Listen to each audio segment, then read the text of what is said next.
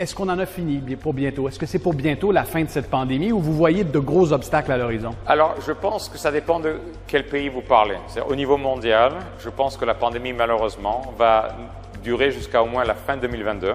Au niveau mondial, je parle du sud et du nord. Il faut voir que la COVID ne va pas disparaître. C'est un virus avec lequel nous allons devoir vivre. Mais en faisant des rappels régulièrement, enfin, comme la grippe, on va vivre avec. Et très peu de gens seront hospitalisés. Vous redoutez qu'un jour, un variant plus contagieux, plus dangereux que le Delta, par exemple, ne puisse court-circuiter votre vaccin? Ah, c'est possible. C'est pour ça qu'on travaille aujourd'hui sur des rappels adaptés aux variants.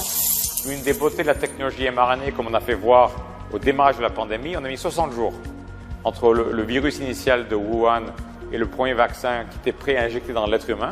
Donc c'est remarquable, généralement c'est 20 mois. Donc on a mis 2 mois. Et donc on est en train aujourd'hui de faire 5 boosters qu'on étudie en essai clinique en ce moment pour essayer de s'adapter. Donc les Québécois doivent s'attendre, comme tous les citoyens du monde, à pas seulement arriver à 2 doses. Là. On pourrait y arriver à 3 et 4 doses éventuellement. Exactement. Bon, de toute manière, je pense qu'on va devoir avoir des rappels régulièrement tout le reste de notre vie, comme la grippe. Donc rien de bien nouveau. Sur le plan personnel, en tant que chef d'entreprise, M. Bancel, je lisais un portrait sur vous dans le Vanity Fair où on disait qu'un de vos mots d'ordre, c'était beaucoup de risques, beaucoup d'argent.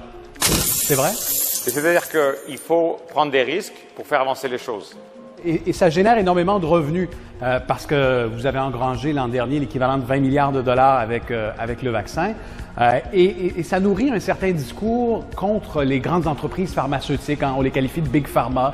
Des gens se demandent qu'est-ce que vous allez faire avec tout cet argent alors que les gouvernements se sont endettés. Qu'est-ce que vous répondez à ces critiques-là? Mais effectivement, cette année, on va avoir un gros chiffre d'affaires. C'est pas l'année dernière. L'an prochain aussi. Hein? L'an prochain aussi. Mais en fait, si vous regardez ce qu'on fait aujourd'hui, c'est on investit dans la science pour faire plus de produits.